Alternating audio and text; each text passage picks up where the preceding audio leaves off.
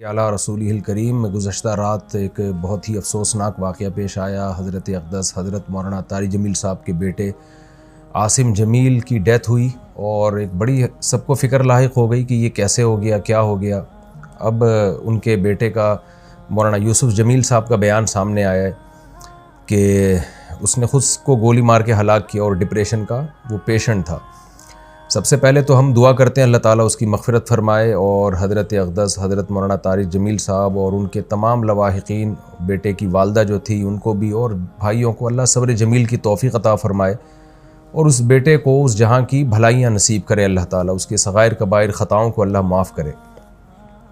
मैं जो ये बयान रिकॉर्ड करवा रहा हूँ इसका एक बड़ा मकसद जो है वो उन लोगों को जवाब देना है जो इस अमल को ख़ुदकुशी करार दे रहे हैं, क्योंकि मैंने भी कुछ कमेंट्स पढ़े हैं, कुछ लोगों के नेगेटिव कमेंट्स हैं। आपको पता है कि दीनदार तबके की तरफ से कुछ लोग ऐसे मुखालिफ लोग हैं उलमा के, दीनदारों के, कि उनको मौका चाहिए होता है प्रोपेगेंडा करने का।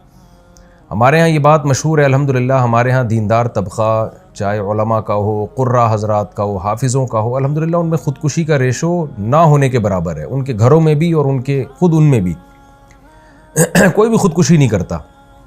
और ये बात बड़े फ़ख्र से बयान की जाती है कि कारी हज़रात की तनख़्वाहें देखें आप, आइम्मा किराम की तनख़्वाहें देखें, उनके मसाइल देखें, उसके बावजूद वो ख़ुदकुशी की तरफ नहीं जाते, इसलिए कि अल्लाह ने उनको सब्र दिया है।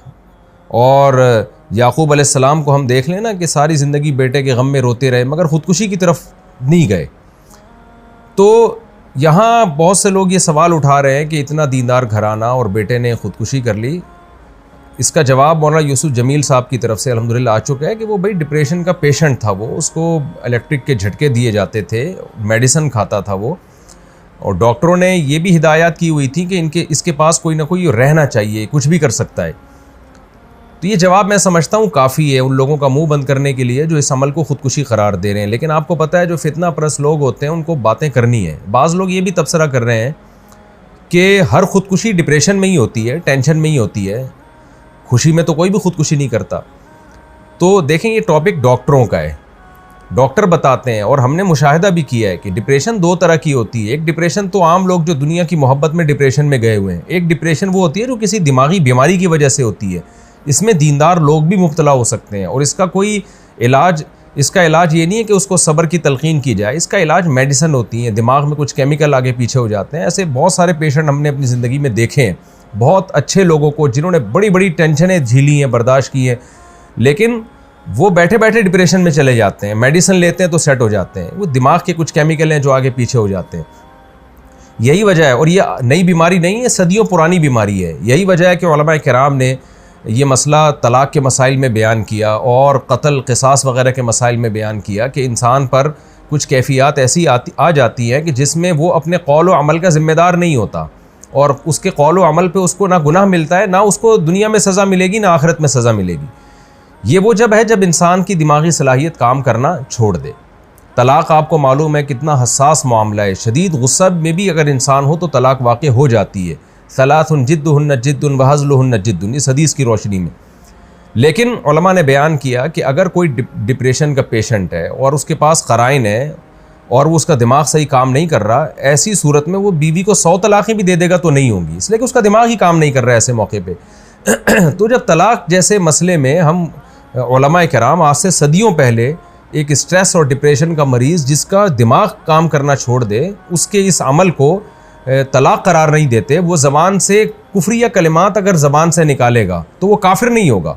हालांकि कुफ्र तो मजाक में भी अगर आप कुफ्रिया कलिमात ज़बान से निकालते हैं तो आप काफिर हो जाते हैं, लेकिन इतना बड़ा जुर्म भी माफ़ कर दिया अल्लाह ताला ने अगर उसका दिमाग काम नहीं कर रहा।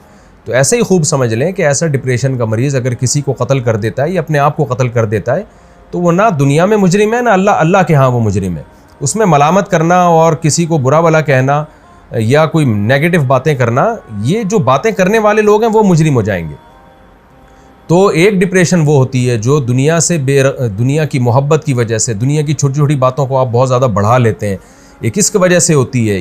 ये नापसंदीदा है, क्योंकि नेक लोग हमेशा सब्र करते हैं। लेकिन एक डिप्रेशन वो है जो आपको किसी दिमागी बीमारी की वजह से, तो ये बचपन से इसकी जो हमें तहकीकात से मालूम हुआ है कि ये जो हज़रत का जो बेटा है ये बचपन से ही किसी दिमागी बीमारी में मुब्तला था और इलाज भी हो रहा था। हज़रत जो ज़िम्मेदारियाँ एक बाप की होती हैं वो औलाद के लिए वो ज़िम्मेदारियाँ पूरी करने में लगे हुए थे, लेकिन ज़ाहिर है कुछ चीज़ें अल्लाह की तरफ से होती हैं, इंसान उसमें बेबस होता है।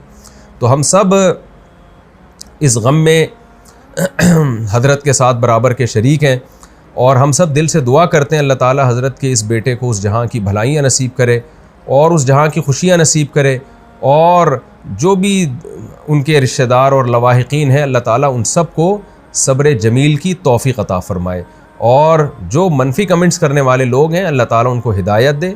और मैं फिर दोबारा अपनी बात को रिपीट करता हूँ कि इस अमल को ख़ुदकुशी करार देना ये किसी भी तरह से ये बात दुरुस्त नहीं है और ये एक इल्ज़ाम है, और इस इल्ज़ाम का जवाब आपको क़यामत के दिन देना पड़ेगा। अल्लाह ताला मरहूम की मग़फ़िरत फ़रमाए और लवाहिकीन को अल्लाह सब्र जमील की तौफ़ीक़ अता फ़रमाए और मरहूम को जन्नत में अल्लाह ताला आला दर्जात अता फ़रमाए। व मा अलैना इल्लल बलाग़।